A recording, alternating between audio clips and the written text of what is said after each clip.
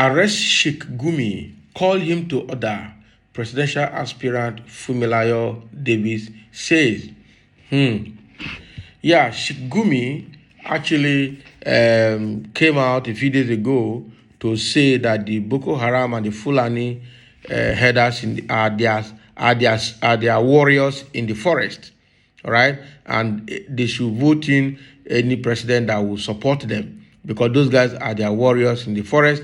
They should not vote anybody that will go after those people in the bush, and that actually is a statement that is anti-Nigerian. That is a Fulanization and Islamization statement, all right? And unfortunately, the government is not doing anything about it because it's one of them. But if that statement was made by a Southerner or somebody from Middle Belt, they would have arrested him immediately. In fact, the DSS would have arrested the person and saying he's inciting violence. If that statement had come from an Easterner from the Southeast state, DSS would storm his house in the midnight and they would throw all kinds of missiles to kill everybody in the house. But now Gumi has made that statement and nobody's talking about it. That is not acceptable. So this lady, Fumilayo Davis, is now calling for the arrest and cautioning of this Gumi of a person. And that actually is the yearning of all Nigerians, because the nepotism that is displayed by this APC government under Buhari is off the roof. A frontline female politician, activist, university don, and presidential candidate of Mass Action Joint Alliance (MAJA) in 2019, Fumilayo Adesanya Davis has urged the federal government to, as a matter of urgency, arrest popular Islamic scholar Sheikh Ahmad Gumi over his recent statement on bandits. All right, Gumi had recently urged Nigeria's electorate not to vote for those who will not fight bandits. Okay, to vote for those who will not fight bandits if elected in office in 2023, describing bandits as our people.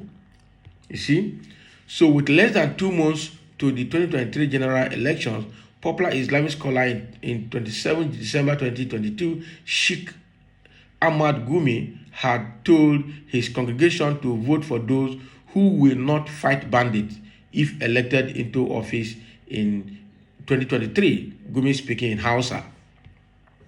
In a sermon, the controversial Islamic cleric urged Nigerians to vote for leaders who would negotiate with bandits when elected into office.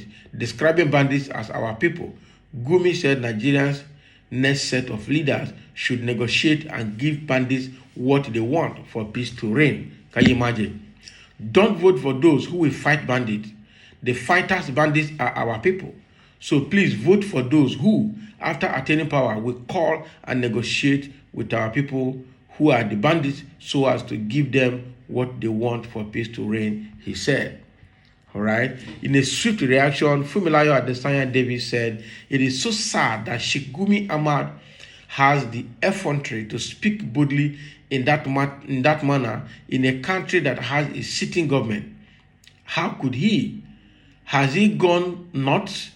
He is supposed to be an Islamic leader, or is he a terrorist himself? Bandits have been ravaging some northern states like Yobe, Adamawa, Bauchi, Gombe, Kano, Kaduna, Plateau, and Taraba over the years, including Benue State. They have abducted and killed some persons while collecting ransoms worth millions of naira. Just on Christmas Day, bandits reportedly killed one person and abducted 45 people in Angwan Aku community in Kajuru local government area of Kaduna State. The attack was said to have occurred on Sunday morning when residents of the community were preparing to go to church to celebrate Christmas. The gunmen were said to have stormed the village on motorcycles. Gumi, a prominent yet controversial Muslim cleric acting as a self-appointed middleman between bandits and the government, is still making an headline on vote those who won't fight bandits. They are our people. It is so sad to read. Once again, we could recall the quote of late General Sani Abacha: "Any insurgency that lasts more than 2 hours, a government official has a hand in it." As quoted by Ibrahim B. Babangida, most of the successful organized criminal organizations always depend heavily on some government officials for information for their operations and survival. Gumi should immediately be arrested, charged, and convicted, Fumilayo Davis declared. Gumi is the eldest son to late Sheikh Abubakar Gumi. All right, he was born in Kano State. He came from a gene analogy of Islamic scholars, with his father being the first Grand Qadi of the old northern region. That Gumi could make such a news headline and still be walking freely on the street of Nigeria while the government is said to be working frantically and assiduously to fight against insurgency, terrorism, and banditry in the country is so contradictory. This is an unfortunate case of government negligence. We hope the DSS are still on duty. And Desanya Davis added, "We are watching." Yeah, so he's doing that because the government is already a government of terrorists, actually. The same way that Buhari said before he came to power, that the fight against Boko Haram is a fight against the North. All right, attack on Boko Haram is attack on the North. That was the outright statement of Buhari before he earned into power. That automatically shows that he's part of them. Just like Babangida or Abacha said, that any terrorist activities that last for too long, it means that government has hand in it. And that is exactly what we are seeing in this Buhari's government, that the Buhari's government has hand in the terrorism that's going on in Nigeria. And that is why he's not determined to fight them. And that is why, rather than fighting them, he's accepting them and reintegrating them to the army, thereby compromising the security intelligence of the army. At the same time, he is also encouraging the farmers and the community people to accommodate the Fulanis because they are their people. They are the same people. So what does that mean? How can you accommodate somebody that is killing you, killing your people, claiming your land, raping women, and doing all sort of nonsense, kidnapping and collecting ransom? And you are saying that people should accommodate them. He's saying that because there is people, all right? And unfortunately, some political idiots in the South are supporting them, saying that this government is the best that has happened to Nigeria. They have fulfilled their mandate. It's just that Nigerians are not seeing them, and that is why Nigerians are not appreciating them. What? All right? And then Gumi is coming out now in the same trend, in the same manner, to say, all right, during fellowship, during their mission, their Islamic meeting, all right, that they should not vote anybody that will fight bandit. They should vote people that will not fight the bandit when they come to power 2023, because the bandits are their people. In fact, they call them that they are soldiers in the forest. Can you imagine that kind of thing? Eh?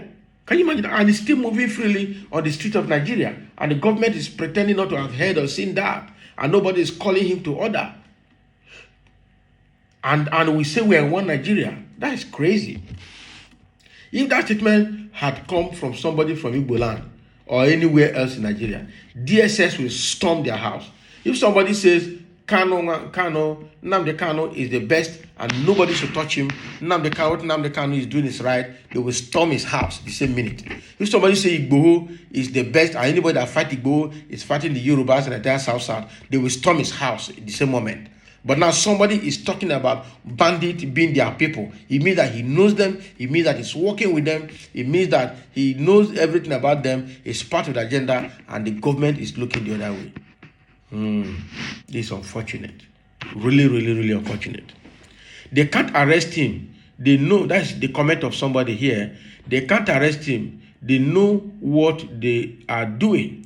I see no reason why federal government refused to declare banditry as terrorists and others kidnappers. All right, as government declared ESN and others in the east as terrorists. Yeah, so the government was quick in tagging IPOB and ESN as terrorists, and then dispatched the military to go after them at all costs. Okay, the same way they refuse to declare the Fulanis, the bandits, the herdsmen as terrorists in the north, and that is quite unfortunate. They failed to declare Boko Haram as terrorists in the north, but they were quick to declare IPOB and ESN terrorists in the south, and they are here fighting. That is why they went to America to buy Tucano jet to fight security insurgency. And then the Americans warned them that Tucano jet must not be used in Igbo land. So they brought the Tucano jet and packed it today.